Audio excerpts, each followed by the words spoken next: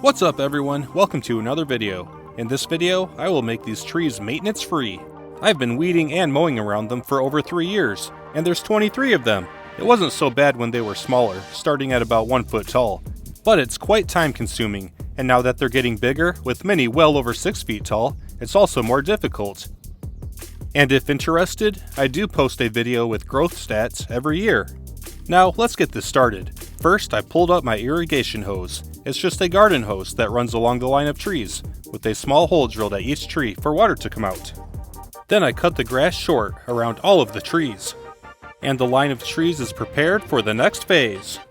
Next up, I use some of these vitamin spikes. The instructions say to apply them twice a year, once in the spring and once in the fall, to provide nutrients to the tree. Just install the cap and hammer them all the way into the ground, then remove the cap and use it again for the next spike. I installed a vitamin spike at every tree because I want them to have every advantage and grow as much as possible. Now it's time to stop the grass and weeds from stealing water and nutrients from the trees. I got a 5 foot wide roll of heavy duty landscaping fabric, and I'm going to run it all the way down the line of trees. To start, I rolled it all the way down parallel, 110 feet long. And here we are at the opposite end, cutting it to length. And there's poison ivy all over the place over here, and I'm allergic to it, so I'm trying to be careful. I normally wear long sleeves when I'm fooling around by this stuff, but it's almost 90 degrees out here, and I'm not interested in passing out from the heat. At each tree trunk, I'm going to cut a slit to the center of the roll, then cut a hole for the trunk to go through, then slide it under the tree. So here's the first cut. I cut to the center of the roll in line with the tree trunk, then cut a hole at the center for the tree trunk to go through. And here's the result. Looking good. Perfect. And here it is cut for all of the trees.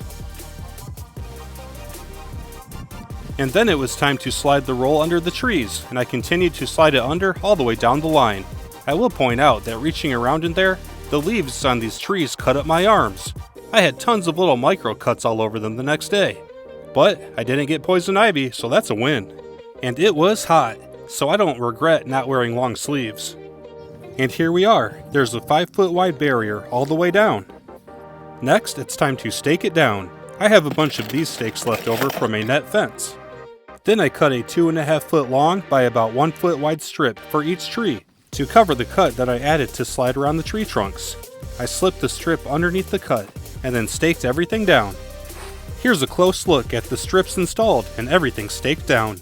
The barrier installation phase is complete. The next step is mulch, which retains water in the soil, can help stop weeds, and looks a lot nicer than a big black tarp laying on the ground. And I did put long sleeves on for the mulch. It was a little cooler out, and I did not want more cuts or poison ivy on my arms. And last is the irrigation line. I still use the garden hose with the holes drilled at every tree. It doesn't look good, but I already have it, and it works. I went down the line, making sure the hole was lined up at each tree. When the water is on, each tree gets a little stream of water. And for the holes that point in crazy directions, I just set a little rock over the hole to direct the water to the ground. It's easy and it works. So now these trees are finally maintenance free. No more weeding around them or mowing around them. And to water them, I just turn on the faucet.